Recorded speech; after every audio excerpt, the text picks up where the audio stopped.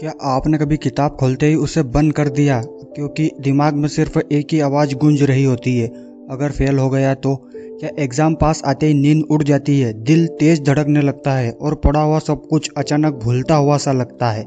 अगर हाँ, तो यकीन मानिए आप अकेले नहीं हैं। एग्ज़ाम की टेंशन आज के समय में लगभग हर स्टूडेंट झेल रहा है, लेकिन सवाल यह है कि क्या एग्ज़ाम सच में इतना डरावना है या हमने उसे डरावना बना लिया है? आज की इस वीडियो में मैं आपको बताने वाला हूं कि एग्ज़ाम की टेंशन आखिर होती क्यों है, ये हमें कैसे अंदर से कमज़ोर बनाती है और सबसे ज़रूरी एग्ज़ाम के प्रेशर को कैसे हैंडल करें बिना पैनिक किए। तो वीडियो को एंड तक ज़रूर देखिए क्योंकि आखिरी पॉइंट आपकी सोच ही बदल सकता है। सबसे पहले यह समझना बहुत ज़रूरी है कि एग्ज़ाम की टेंशन कोई बीमारी नहीं है, यह एक नेचुरल रिएक्शन है। जब भी हमारे सामने कोई ऐसी सिचुएशन आती है जहाँ रिजल्ट इम्पोर्टेंट होता है, जैसे मार्क्स, फ्यूचर, पेरेंट्स की एक्सपेक्टेशन, तो दिमाग अलर्ट हो जाता है। प्रॉब्लम तब होती है जब ये अलर्टनेस डर में बदल जाती है। हम सिलेबस से ज़्यादा रिजल्ट के बारे में सोचने लगते हैं। इतना सिलेबस बाकी है, दूसरे मुझसे आगे हैं, पेरेंट्स को क्या जवाब दूंगा। यही थॉट्स धीरे धीरे टेंशन को बढ़ा देते हैं। एग्ज़ाम टेंशन दूर करने का पहला और सबसे पावरफुल तरीका है क्लियरिटी। बहुत सारे स्टूडेंट वेग्यू तरीके से पढ़ते हैं, उन्हें खुद नहीं पता है कि एग्ज़ाम में क्या इंपॉर्टेंट है और क्या नहीं। जब सिलेबस अनक्लियर होता है तो दिमाग ऑटोमेटिकली वर्स्ट केस इमेजिन करता है। इसलिए सबसे पहले सिलेबस को छोटे छोटे हिस्सों में डिवाइड करें। आज क्या पढ़ना है, कितने घंटे पढ़ना है और कब खत्म करना है, सब क्लियर होना चाहिए। याद रखिए, क्लियर प्लान आधी टेंशन ही वहीं ख़त्म हो जाती है।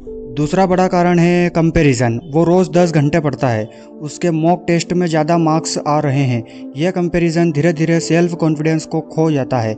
सच ये है कि हर स्टूडेंट की कैपेसिटी अलग होती है। कोई जल्दी समझता है, कोई धीरे लेकिन डीप समझता है। एग्ज़ाम में आपको किसी और को नहीं, सिर्फ खुद के पिछले वर्जन को बीट करना है। जिस दिन आपने कंपैरिजन छोड़ दिया उसी दिन टेंशन अपने आप कम होने लगेगी। अब बात करते हैं सबसे इग्नोर्ड लेकिन सबसे इफ़ेक्टिव चीज़ की, रूटीन और ब्रेक्स। बहुत से स्टूडेंट सोचते हैं कि टेंशन कम करने के लिए बस और ज़्यादा पढ़ना चाहिए, लेकिन बिना ब्रेक के पढ़ाई दिमाग को एक्सहॉस्ट कर देती है। जब ब्रेन थक जाता है तो छोटी छोटी बातों पर पैनिक होने लगता है। इसीलिए पढ़ाई के बीच में छोटे छोटे ब्रेक्स ले। 45 से 50 मिनट पढ़ने के बाद 10 मिनट उठकर चले, पानी पिए, डीप ब्रीथिंग करें। ये छोटे से ब्रेक्स आपके ब्रेन को रीसेट करते हैं। एग्ज़ाम टाइम पर नींद को सेक्रीफाइस करना सबसे बड़ी गलती होती है। रात भर पढ़ लूँगा एटीट्यूड शॉर्ट टर्म में ही सही लगता है, लेकिन लॉन्ग टर्म में मेमोरी और फोकस दोनों को ख़राब करता है। प्रॉपर स्लीप से दिमाग इन्फॉर्मेशन को ऑर्गेनाइज करता है। अगर आप ठीक से सोए नहीं हैं तो आपने चाहे कितना भी पढ़ा हो, एग्ज़ाम हॉल में दिमाग साथ नहीं देगा। इसलिए रोज़ कम से कम 6 से 7 घंटे की नींद जरूर ले। अब एक बहुत इंपॉर्टेंट मेंटल टेक्निक की बात करते हैं, थॉट कंट्रोल। जब भी एग्ज़ाम से जुड़ा नेगेटिव थॉट्स आए, जैसे मुझसे नहीं होगा, तो उसे रोकिए और कंसिस्टेंटली खुद से कहिए, मैं कोशिश कर रहा हूँ और यही काफ़ी है। यह सुनने में सिंपल लगता है, लेकिन प्रैक्टिस से दिमाग की वायरिंग बदल जाती है। आप अपने थॉट्स नहीं हैं, आप वो है जो थॉट्स को ऑब्जर्व कर सकते हैं।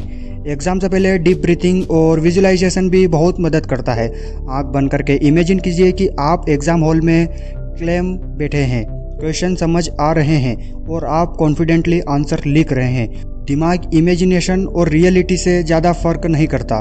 जब आप बार बार क्लेम सिचुएशन इमेजिन करते हैं तो रियल एग्ज़ाम में भी बॉडी वैसा ही रिस्पॉन्ड करती है। और सबसे आखिर में लेकिन सबसे ज़्यादा इम्पोर्टेंट बात, एग्ज़ाम आपकी ज़िंदगी नहीं है। एग्ज़ाम आपकी ज़िंदगी का सिर्फ एक हिस्सा है। मार्क्स आपके इंसान होने की वैल्यू डिसाइड नहीं करते। आपने मेहनत की है, आपने कोशिश की है, यही सबसे बड़ी जीत है। जब आप ये समझ लेते हैं तब एग्ज़ाम सिर्फ एक पेपर बनकर रह जाता है, डर नहीं। अगर आपको ये वीडियो थोड़ा सा भी हेल्पफुल लगा हो तो वीडियो को लाइक करें, अपने दोस्तों में शेयर करें और चैनल को सब्सक्राइब ज़रूर करें। मिलते हैं अगली नई वीडियो के साथ।